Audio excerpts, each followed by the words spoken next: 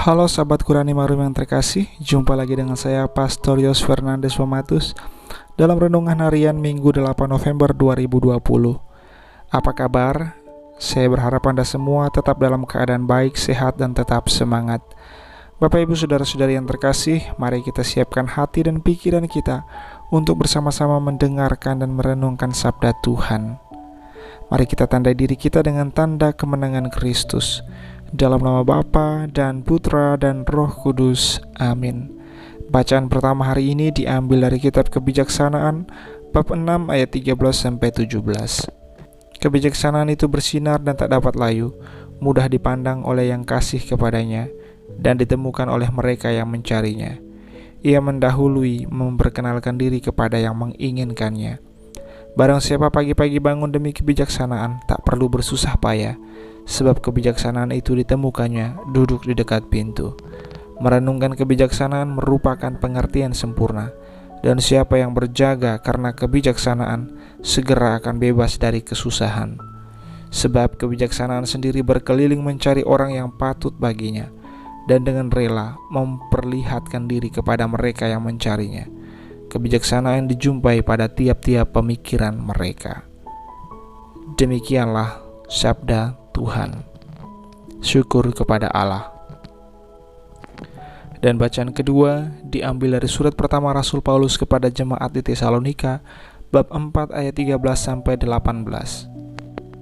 Saudara-saudara, kami ingin agar kamu mengetahui tentang orang-orang yang sudah meninggal, supaya kamu jangan berduka cita seperti orang-orang lain yang tidak mempunyai pengharapan. Karena kalau kita percaya bahwa Yesus telah mati dan telah bangkit, maka kita percaya juga bahwa mereka yang telah meninggal dalam Yesus akan dikumpulkan Allah bersama dengan Yesus. Hal ini kami katakan kepadamu seturut sabda Allah ini. Kita yang hidup dan masih tinggal sampai kedatangan Tuhan, sekali-kali tak akan mendahului mereka yang sudah meninggal. Sebab pada waktu tanda diberikan, yaitu pada waktu penghulu malaikat berseru dan sangkakala Allah berbunyi, Tuhan sendiri akan turun dari surga.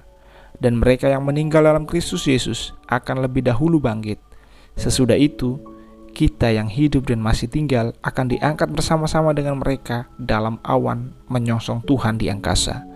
Karena itu, hendaklah kamu saling menghibur dengan perkataan-perkataan ini. Demikianlah sabda Tuhan. Syukur kepada Allah. Dan bacaan Injil diambil dari Injil Matius bab 25 ayat 1-13. Pada suatu hari Yesus mengucapkan perumpamaan ini kepada murid-muridnya. Hal kerajaan surga itu seumpama 10 gadis yang mengambil pelitanya dan pergi menyongsong mempelai laki-laki. 5 di antaranya bodoh dan 5 bijaksana.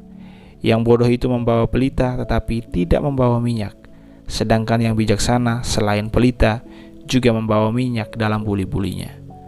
Tetapi karena mempelai itu lama tidak datang-datang, mengantuklah mereka semua lalu tertidur. Tengah malam terdengarlah suara berseru, mempelai datang, songsonglah dia. Gadis-gadis itu pun bangun semuanya, lalu membereskan pelita mereka.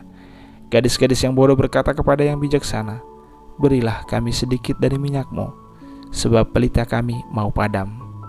Tetapi yang bijaksana menjawab, tidak, jangan-jangan nanti tidak cukup untuk kami dan untuk kamu. Lebih baik kamu pergi membelinya pada penjual minyak. Tetapi sementara mereka pergi membelinya, datanglah mempelai, dan mereka yang telah siap sedia masuk bersama dia ke dalam ruang perjamuan nikah, lalu pintu ditutup. Kemudian datanglah juga gadis-gadis yang lain itu dan berkata, Tuan, Tuan, bukakanlah kami pintu. Tetapi Tuan itu menjawab, sungguh aku berkata kepadamu, aku tidak mengenal kamu. Karena itu berjaga-jagalah, sebab kamu tidak tahu akan hari maupun saatnya. Demikianlah Injil Tuhan. Terpujilah Kristus. Saudara-saudari yang terkasih, dalam bacaan kedua, kita semua diingatkan kembali tentang tujuan akhir hidup dari seorang kaum beriman. Tujuan akhir dari hidup kita sebagai seorang kaum beriman adalah beroleh kehidupan kekal. Oleh karena Kristus, kita beroleh pengharapan akan kebangkitan dan kehidupan kekal. Dalam iman akan Yesus Kristus yang telah bangkit dan mengalahkan maut, kita percaya bahwa hidup tidak dibinasakan, melainkan hanya diubah dari kefanaan menuju kepada keabadian. Hidup tidak selesai ketika kita mati. Kematian justru menjadi titik awal untuk memulai kehidupan baru yang penuh sukacita dan kegembiraan. Itulah surga. Kesanalah kita semua akan dipanggil dan dikumpulkan. Kerajaan surga, kebahagiaan kekal, sekali lagi, adalah tujuan akhir dari hidup kita sebagai seorang kaum beriman. Siapa sih yang tidak ingin masuk surga? Saya yakin dan percaya 100% bahwa kita semua yang hari ini mendengarkan dan merenungkan sabda Tuhan adalah orang-orang yang berharap dapat masuk surga ketika saat akhir bagi kita masing-masing tiba. Namun untuk sampai kepada tujuan akhir tersebut, kita perlu berlaku bijaksana. Dalam Injil hari ini, kerajaan surga diumpamakan seperti 10 orang gadis. 5 orang disebut bijaksana dan 5 lainnya dikatakan bodoh. 5 yang disebut bijaksana karena mereka membawa cadangan minyak untuk pelita mereka.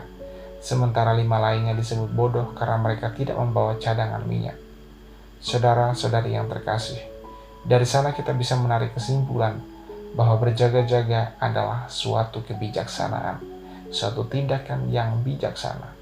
Dan kita semua diajak untuk menjadi orang yang bijaksana, orang yang selalu berjaga-jaga. Saudara-saudari yang terkasih, kita tidak pernah tahu kapan Tuhan akan datang dan memanggil kita. Tetapi kita tahu persis bahwa kematian adalah suatu kepastian bagi kita. Maka sikap berjaga adalah keharusan yang perlu kita terapkan dalam keseharian hidup kita sebagai seorang beriman.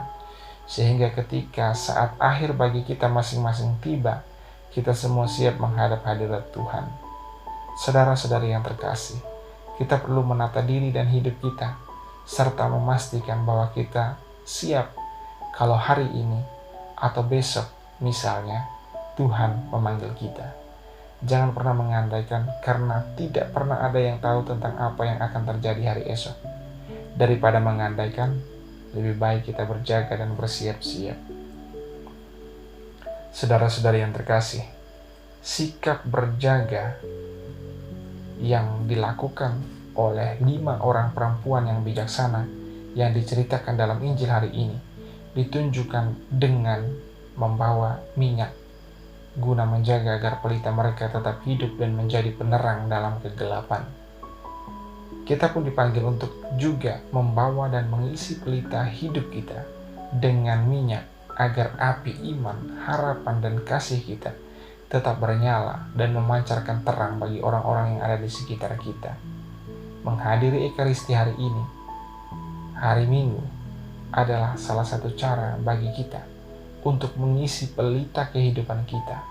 Ekaristi, devosi, adorasi, doa, novena, dan macam-macam praktik kerohanian lainnya adalah cara kita untuk menjaga agar nyala api iman, harapan, dan kasih kita tetap bernyala. Beramal dan juga berderma adalah bagian dari minyak yang dapat membuat pelita kehidupan kita, nyala iman, harapan, dan kasih kita tetap bernyala dan menjadi penerang bagi orang-orang yang ada di sekitar kita. Dan dengan demikian, kita bisa selalu siap bila Tuhan datang dan memanggil kita untuk segera menghadap kehadirat-Nya. Semoga semakin hari kita semakin bijaksana, mau berjaga dan menata hidup kita agar senantiasa siap ketika saat akhir bagi kita masing-masing tiba. Salam, semoga Tuhan senantiasa menyertai kita. Amin.